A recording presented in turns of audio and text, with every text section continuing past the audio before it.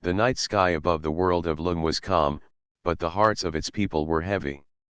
Lum was a small farming planet, home to a gentle race who spent their lives tending crops, raising animals, and living in peace with the land.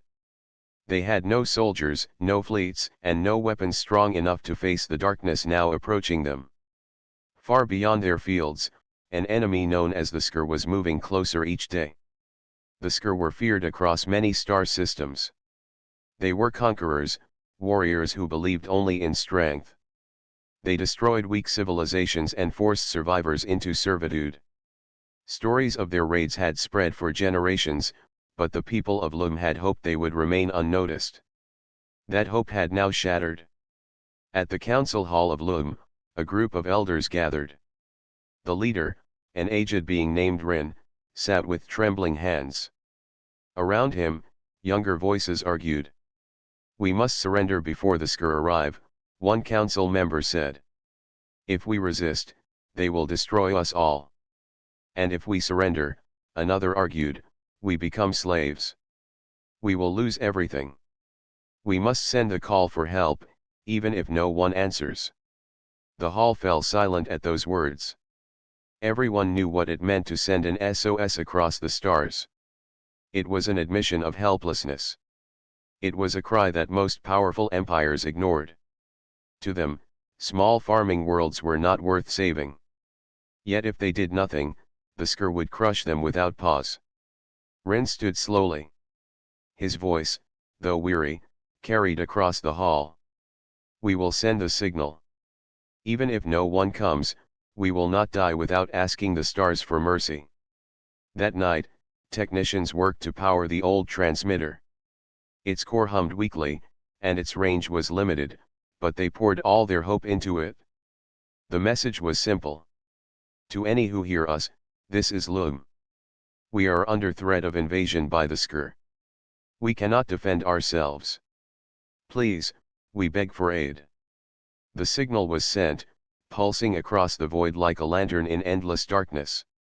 When the work was done, the people waited. Days passed. Farmers still tended their crops, but their eyes were fixed often on the sky. Children asked if help would come. Parents gave no answers, only gentle words to calm their fears. The council checked the skies each morning, hoping to see the light of an allied ship. But nothing came. Whispers began to spread. "No one will come. We are forgotten. Even the great empires fear the Skur. Why would they fight for us?" Rin listened to these whispers but held his silence. Inside, even he wondered if hope was a cruel dream. Still, each night he stood outside his home and gazed at the stars. He remembered the stories of distant humans, a race that lived on a dangerous world of storms, beasts, and fire. They were said to be bold, reckless, and wild. Some said they built ships the size of cities and carried weapons strong enough to crack moons. Others dismissed these tales as myths told by traders who wished to amaze listeners. Rin never believed such stories. Even if they were true, why would such a people come for a world of simple farmers? Meanwhile, the Skur drew closer. Their fleet had left trails of destruction in nearby systems.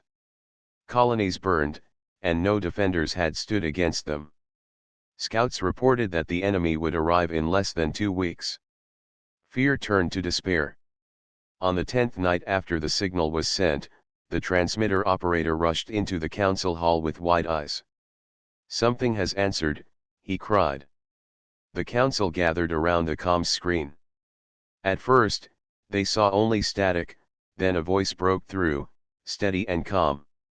"This is the human Dreadnought Resolute. We have received your distress call. Stand firm. You are not alone." Gasps filled the hall. Some wept, others laughed in disbelief. Rin gripped the edge of the table, his heart racing. The voice continued. "More of our fleet is en route. Prepare your people for shelter. When the Skur arrive, humanity will stand in their way." The signal ended, but the words remained like fire in their hearts. Humanity had heard them. Not only one ship, but a dreadnought, a vessel so massive it was said to carry entire armies. And the message spoke of more ships coming. For the first time since the shadow of the Sker had fallen upon them, the people of Lum felt hope. They did not know why humans had answered when others had turned away, but it did not matter. Their cry had been heard. Rin lifted his gaze once more to the stars. He whispered softly to himself, almost in prayer. May the humans truly be what the legends say. And far above, across the vast emptiness, human dreadnoughts began their journey toward Lum, engines burning bright, answering the call of a world that refused to be forgotten. The message from the humans had filled the people of Lum with hope, yet that hope was fragile. In the council hall, the elders gathered again, their faces marked with both relief and doubt. The farmers and families outside whispered excitedly that salvation had come, but the council knew the danger was far from over. Rin, the elder leader, looked at the members seated before him. He could see the mix of emotions in their eyes. Some were eager to believe the humans would save them. Others feared that no fleet, not even one as mighty as the humans, could stand against the Sker. A younger counselor, Tila, spoke first. They said they are coming. They promised we are not alone. Perhaps we can finally breathe in peace. Her words lifted some hearts, but another voice rose quickly to answer. Do not be so quick to believe, said Vero, an elder known for his cautious nature. The Sker have crushed countless worlds. Why should we think these humans, strangers to us, can do what others have failed to do? Tila frowned. You speak as though we have another choice. Would you rather surrender to the Sker now? Vero's jaw tightened. I would rather prepare our people for what is real. Stories and promises will not stop the enemy. For all we know, these humans will arrive, see the size of the Sker fleet, and flee into the void. The words cut deep into the chamber. Some counselors shifted uneasily. The hope that had blossomed the night before now trembled like a candle flame in a storm. Rin raised his hand to quiet them. His voice was steady, though his heart was heavy. The humans answered when no one else did. That alone is more than we could have expected. Whether they succeed or fail, they did not turn away from us. We must honor that courage. The hall grew silent. Rin's words carried weight, but doubt still lingered. Outside the council hall, the colony was alive with talk. Families packed small bundles of belongings in case they needed to flee underground shelters. Farmers moved livestock into hidden valleys, though they knew the beasts would not be safe if the Sker broke through. Children played in the fields, yet their laughter was weaker, shadowed by fear. Each day, the colonists looked to the skies. At first there was nothing, only the steady light of distant stars. Then, after 3 long days, a new star appeared. It grew brighter until its shape was clear. A vast human ship glided into orbit, its hull shining like silver under the sun. It was larger than anything the farmers of Lum had ever seen. Cries of awe and relief rose from the villages. The humans had truly come. In the council hall, a transmission arrived. The face of a human appeared on the screen. She had sharp eyes, dark hair tied back, and wore a uniform marked with symbols of rank. Her voice was calm but strong. I am Captain Myra of the Dreadnought Resolute, she said. We are here to answer your call. More of our fleet is on the way. We will not abandon you. Her words echoed across the chamber. Tila placed her hand on her chest, almost in reverence, but Vero remained unmoved. What if their fleet does not arrive in time, he whispered to the others. What if their courage is greater than their strength? Rin did not answer at once. He studied the human captain's face on the screen. She spoke with certainty, yet he wondered what hidden weight lay behind her eyes. He had lived long enough to know that even the strongest leaders carried doubt in silence. When the transmission ended, Rin addressed the council. The humans have promised their aid. We cannot ignore their bravery, but we must also prepare ourselves. If the Sker break through, Our people must be ready to endure. Hope is not enough to survive. So it was decided. The colony would follow the guidance of the humans, but they would also prepare their shelters, gather supplies, and keep their children safe underground. They would not be helpless if the worst came. As the days passed, more human ships arrived. One by one, colossal dreadnoughts entered the skies above Lum, forming a shield of steel and firepower. The colonists watched in wonder, speaking of humans in tones once reserved for legends. Still, some feared the Skr's strength would overwhelm even this mighty fleet. One evening, as the sun set over golden fields, Rin stood alone outside the council hall. He looked at the human ships glowing faintly in orbit. He thought of the choice made days ago, when they sent the SOS. If no one had answered, their world would already be lost. Now at least they had a chance. But chance was not certainty. Rin closed his eyes and whispered to himself. May the humans be as strong as the stars say they are. Above, the dreadnoughts floated in silence, like giants waiting in the dark. And far beyond the edge of the system, the Skr fleet continued its march toward Lum. The Council of Lum waited, torn between hope and fear, knowing that the true test was yet to come. The calm skies of Lum soon filled with unease.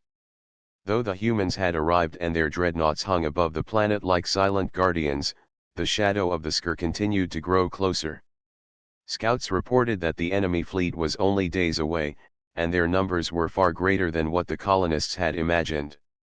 In the villages, people whispered with both awe and fear.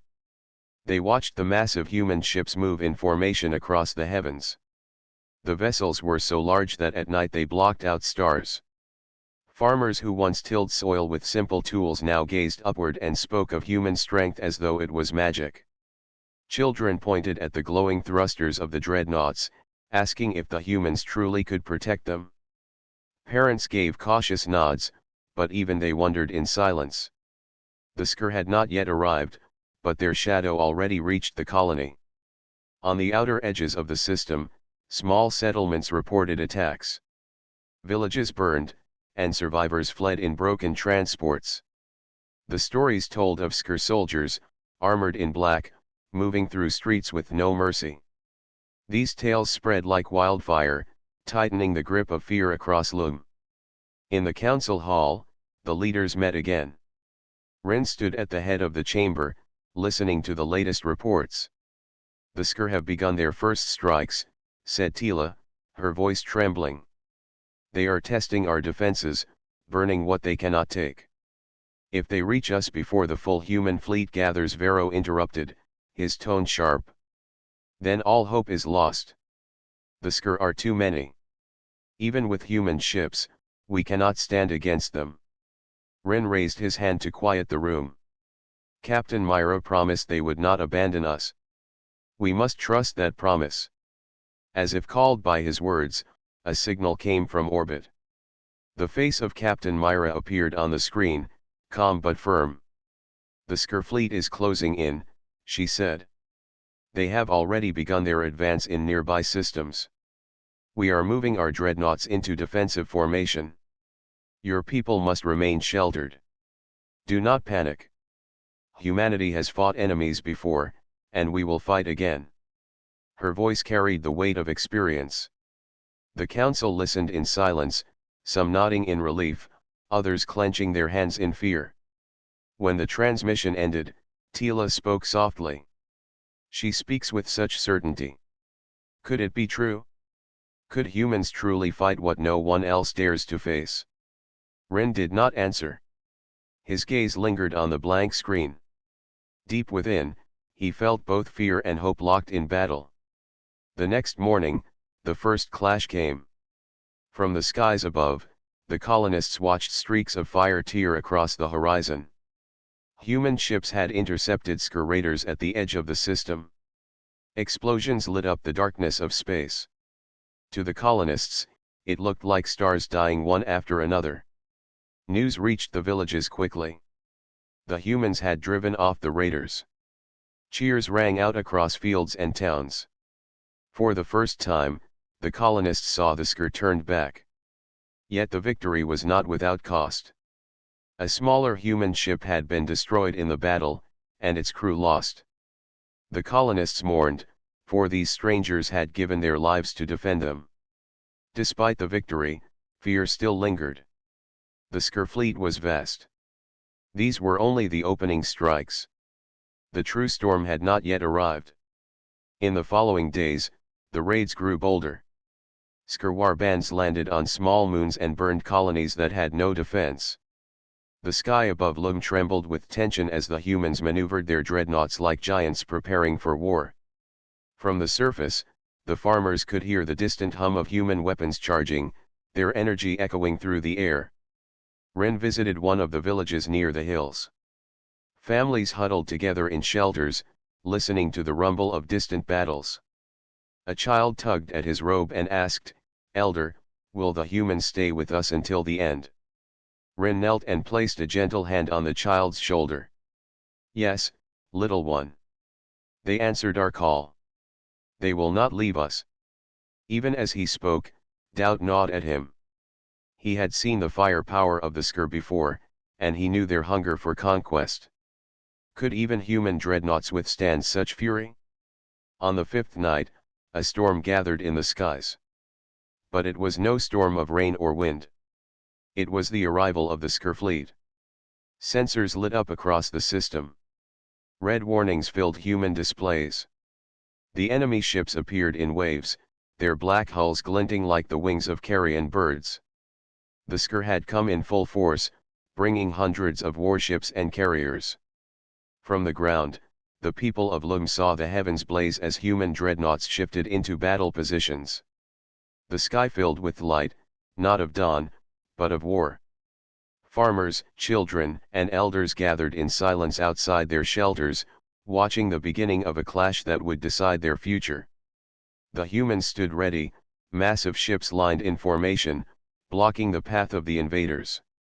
And in that tense moment, as the shadows of war closed in, one truth echoed across every heart on Lum: the fate of their world now rested in the hands of humanity. The night sky over Lum was no longer calm. The arrival of the Sker fleet had turned the heavens into a sea of shadows and fire. The colonists stood in fear as they watched the black shapes of enemy warships spread like a dark storm across the stars. Yet between the Sker and the planet, the human dreadnoughts held their formation. Massive, silent, and unyielding, they looked like mountains of steel floating in the void. Inside the council hall, the elders of Lum gathered once again. Their faces were pale, and their voices were filled with worry. Every screen showed the movements of ships above. The Sker numbered in the hundreds, while the humans had only a dozen dreadnoughts, supported by smaller vessels. Vero's voice trembled with fear. "It is hopeless. Look at their numbers. No fleet can withstand such power. The humans will be crushed, and when they fall, the Sker will descend upon us with fury." Tila answered quickly, her tone sharp with anger. "The humans came for us when no one else did. You doubt them too quickly. Look at how they stand between us and the enemy. Even facing such odds, they do not retreat." Ren raised his hand to silence them both. His old eyes looked toward the main screen, where the image of the human fleet glowed. In that moment, a new transmission arrived. The face of Captain Myra appeared once again, filling the chamber with her calm, steady presence. "This is Captain Myra of the Dreadnought Resolute," she began. Her voice carried no fear. It was strong, clear, and unwavering, even as enemy ships swarmed before her. "To the people of Lum, know this: you are not alone. Humanity does not turn its back on those who ask for help. We have come because your lives matter. We will fight for you." Her words echoed through the chamber. Even the most doubtful elders were silent, listening to the calm strength in her tone. She did not speak with arrogance. She spoke with certainty. Myra continued, her eyes firm. "We know the Sker. They believe that only strength decides who lives and who falls. They are wrong. Humanity was born on a harsh world filled with storms, fire, and beasts. We learned not only to survive but to protect one another. We are not afraid of struggle. And we are not afraid of them. A murmur rose among the council. For the first time since the invasion began, some of them felt their hearts steady. Rin himself felt a spark of warmth.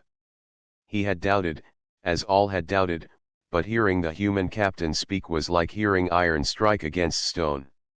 Myra's words grew stronger, carried by conviction. Your people are farmers, builders, and caretakers of this land. You chose peace, not war. That does not make you weak. That makes you worth protecting. Stand firm, take shelter, and trust us to do what we must. The Sker will not pass us. We will hold this line. The transmission ended, but silence remained in the hall. No one spoke for several moments.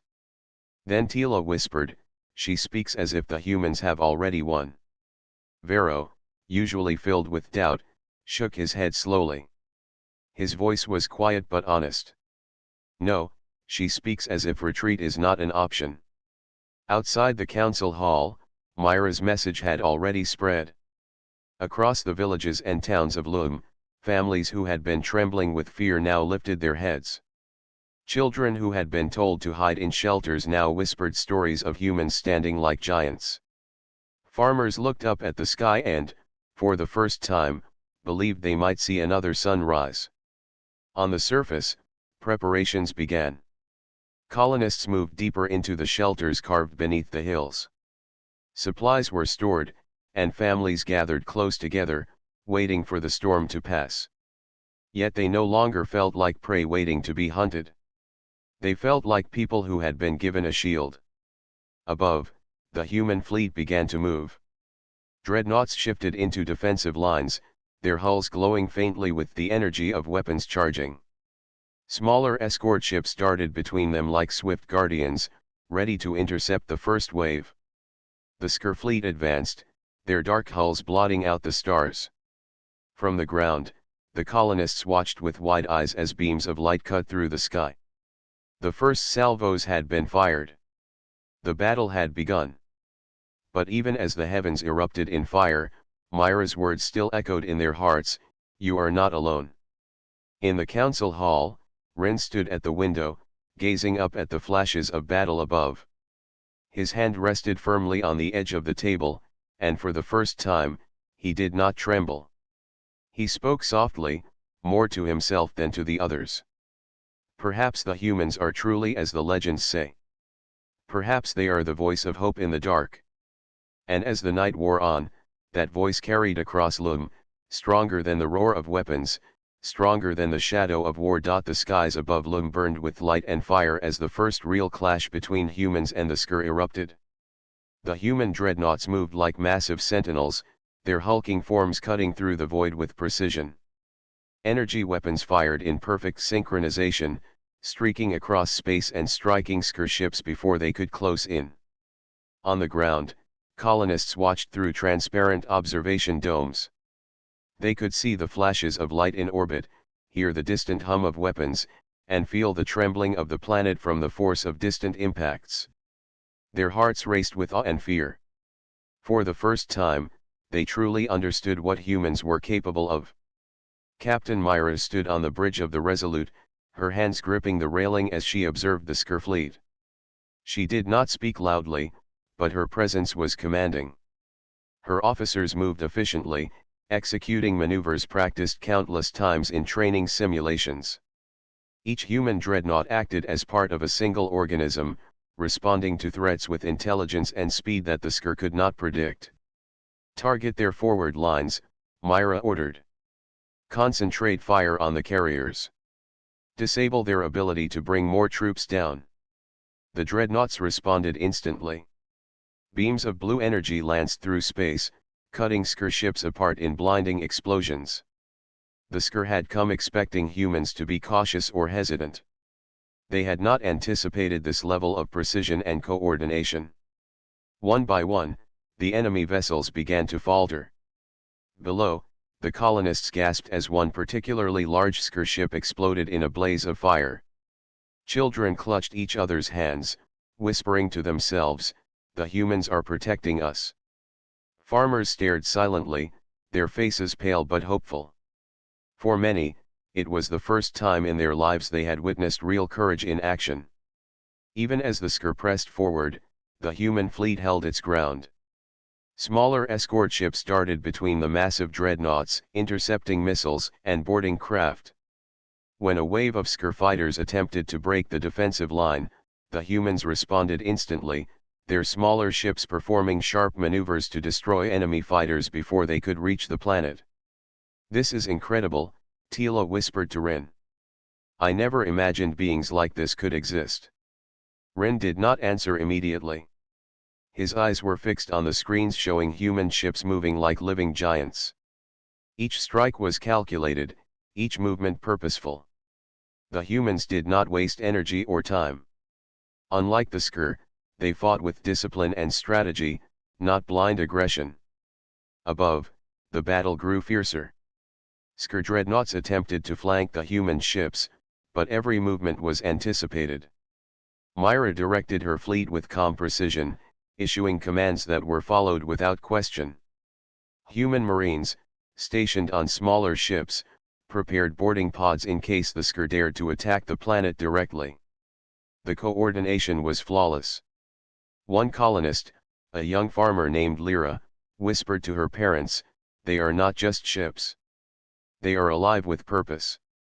Vero, who had doubted humanity most of all, stood silently, his jaw tight. The humans were not merely defending Lum, they were rewriting what the colonists believed possible. The Sker, for all their brutality and numbers, were beginning to falter. Hours passed, yet the battle did not slow.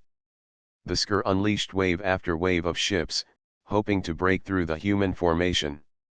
Still, the dreadnoughts held. Explosions lit the skies like artificial stars, and yet, with each strike, the humans seemed stronger, more determined. Myra's voice echoed over the comms to her fleet. "Hold your line. Protect the planet at all costs. We fight not just for them, but for what is right. No one will suffer while we are here." Her words inspired the crews. Human ships responded with renewed vigor, focusing on critical targets. Sker dreadnoughts began to retreat, and enemy fighters scattered as human escorts pursued them. Slowly but surely, the tide of battle began to turn. From the surface, Rin and the council watched in disbelief. The humans were winning. Against overwhelming odds, they had pushed back an enemy that seemed unstoppable. The colonists, who had once hidden in fear, now began to hope that survival was possible. Even as the battle raged above, Captain Myra remained calm. She knew the fight was far from over, but she also knew the skill and courage of her people. Every human ship, every marine, every decision on the bridge was a statement: humanity would not back down. The Sker fleet, battered and broken, began a slow retreat. Their pride had been shattered, their strength tested, and their confidence shaken. For the first time, they realized that humans were not ordinary opponents. They were something more: relentless, clever, and unafraid. As the Sker disappeared into the void, the colonists of Lum cheered. Their planet was safe for now, and their hearts were full of gratitude and awe. Captain Myra's message echoed in their minds: humanity had come, and they had defended not only strangers but the principle that the weak deserved protection. On the ground, Rin turned to the council. His eyes were wide, filled with emotion. "They are more than legends. They are humanity. And they have chosen to stand with us." Above, the human dreadnoughts remained in orbit, vigilant, powerful, and ready. The clash of titans had begun, and humanity had proven that courage, unity, and determination could overcome even the darkest of shadows. The battle for Lum was far from over, but hope had returned to the hearts of its people. From the ground, colonists could see the glow of human dreadnoughts in orbit, their massive silhouettes casting shadows across the fields and hills. Energy beams arced through the sky, striking Sker ships with deadly precision. Inside the council hall, Rin and the elders watched the battle unfold. Reports streamed in from every village, every observation post, and every sensor. The Skur were relentless, but for the first time, the humans were matching them blow for blow. "They fight like nothing I have ever seen," Tila whispered. "Every strike is calculated. Every move is perfect. They are more than soldiers, they are unstoppable." Vero, still cautious, nodded slowly. "I can see it. They do not panic. They do not hesitate. They do not retreat. It is impossible to describe their courage." Meanwhile, Captain Myra directed her fleet from the bridge of the Resolute. The dreadnoughts moved as if they were one organism, covering each other's flanks, intercepting enemy fighters, and striking the Skur fleet where it was weakest. "Focus on their command ships," Myra ordered. "If we take out their leaders, the rest will scatter. Protect the planet at all costs." The human ships responded instantly. Their weapons unleashed waves of energy, tearing through Skur vessels with precision and force. Explosions lit the darkness of space, and yet, the human dreadnoughts remained intact, absorbing hits that would have destroyed lesser ships. On the ground, the colonists watched in awe. Small bands of Skur troops had landed near some villages, hoping to attack from the surface while their fleet engaged above. But human marines were already in action. Pods dropped from orbit, landing with incredible speed and accuracy. The marines emerged, armed and ready, and advanced toward the Skur forces. Rin observed one group through a field telescope. Human soldiers moved quickly and efficiently, their movements precise, never reckless. Skur troops were cut down or forced to retreat. Villagers who had once hidden now helped guide the marines through the hills, showing secret paths and safe routes. Together, humans and colonists turned the tide of the ground battle. A young farmer, Lyra, ran to the observation dome with her brother. "Look," she shouted. "The humans are saving everyone." "Yes," her brother said, wide-eyed. "They are not leaving anyone behind." Back in orbit, the Skur fleet began to falter. Their numbers were vast, but the humans were relentless. Every maneuver was anticipated. Every attack was countered. The dreadnoughts had become a wall of steel and fire, and the Skur, for the first time, faced defeat. Captain Myra's voice rang through comms, steady and commanding. "Hold your positions. Advance only when safe. Focus fire on the damaged ships. We will finish this today." The Skur, realizing they were losing, tried to retreat, but the human fleet was already in pursuit. Smaller human ships cut off escape routes while the dreadnoughts continued to strike with overwhelming force. The once confident enemy began to scatter, their formation breaking under the precision of human tactics. On the planet below, colonists stepped out of their shelters cautiously. The sound of distant energy blasts filled the air, but it was no longer terrifying. The humans above were in control. The Skur were falling back. Ren turned to the council. "This is the moment we have waited for," he said, his voice firm. "Humanity has not only protected us, they have shown that courage and unity can overcome even the darkest forces. We are witnessing history." As the battle reached its peak, a particularly large Skur dreadnought attempted to strike at the planet directly. The human ships intercepted it, coordinating their attacks with perfect timing. Energy beams converged on the enemy ship, and in a blinding explosion, it was destroyed. Cheers erupted from the colonists. Their world was safe, thanks to the humans who had come to their aid. Even after the main Skur fleet began to retreat into the depths of space, the human dreadnoughts did not relax. Captain Myra kept her ships in formation, scanning for any sign of a counterattack. Her voice remained calm and unwavering. "We are not done until every threat is gone. Protect the planet until it is safe." The colonists, now filled with awe and gratitude, began to emerge from hiding. Children ran to see the sky, parents followed, and elders lifted their faces toward the stars, silently thanking the humans who had risked everything to save them. Ren looked up at the fleet, his heart swelling with emotion. These are not just soldiers, he whispered to himself. They are the guardians of hope. They have shown us what it means to protect others, even strangers. Humanity is truly remarkable. Above, the human dreadnoughts continued their watch, a constant presence in orbit. The battle had turned in their favor, and the Sker had been forced to retreat. The planet of Lum, once on the brink of destruction, now had a future because humanity chose to stand and fight. In that moment, everyone, colonists, elders, and even the exhausted soldiers, understood a single truth: humanity did not abandon those in need. They fought with courage, precision, and heart. And they would not stop until every shadow of threat had been removed. The first light of morning on Lum brought with it a sense of calm that the colonists had not felt in weeks. The battle was over. The Sker fleet, battered and broken, had retreated into the depths of space. Human dreadnoughts remained in orbit, vigilant and ready, ensuring that no enemy ship could return to threaten the planet. From the ground, the colonists slowly emerged from their shelters. The air was filled with the scent of smoke from small skirmishes on the planet's surface, but the feeling of fear had lifted. Families hugged each other tightly, children ran freely through the fields, and elders gave thanks for survival.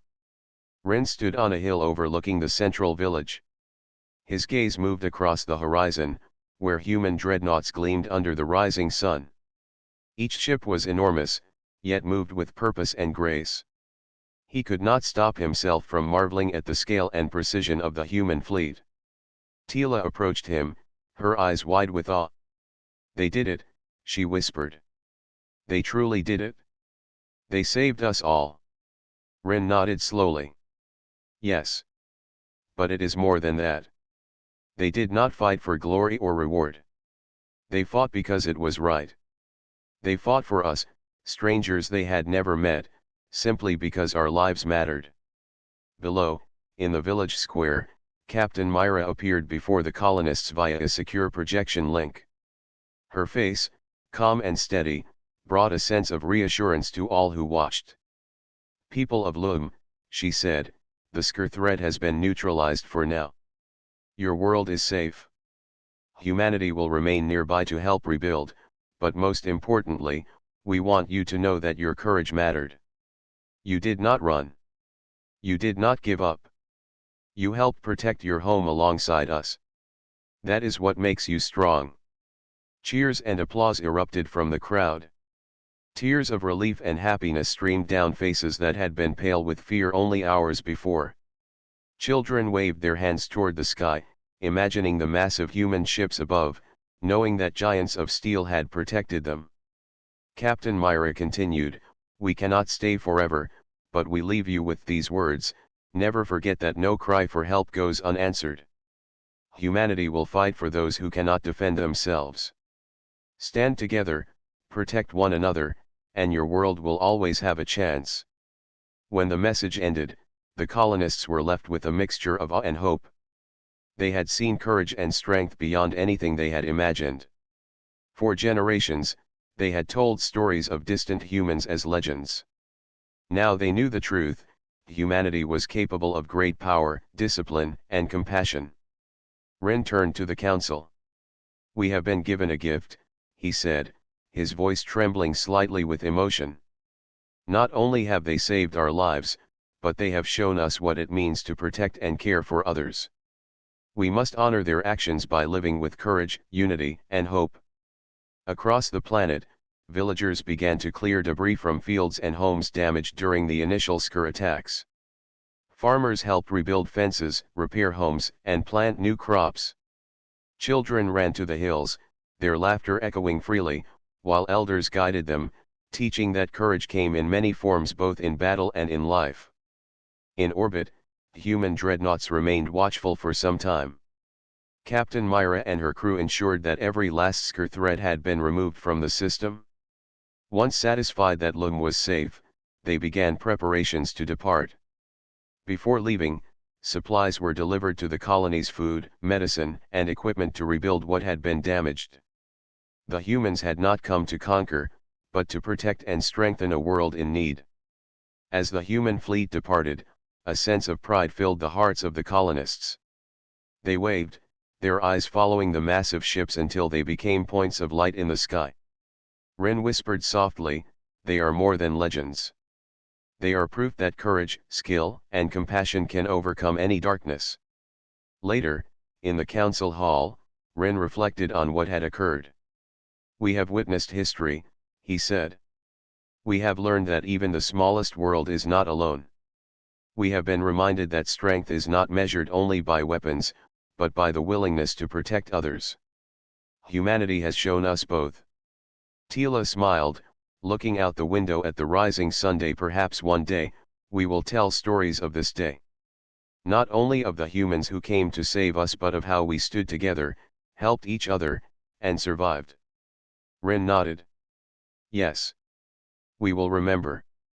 And we will honor them by becoming a people who care, who protect, and who never give up hope." As the sun climbed higher, casting golden light across the hills and fields, the world of Lung began to breathe again. The battle was over. Peace had returned, and the colonists had a future, secure in the knowledge that humanity would answer the call of those in need, no matter the distance, no matter the danger. For the people of Lum, it was not only a new day but a new beginning. And for humanity, it was a reminder that courage, unity, and heart were the true weapons against any darkness.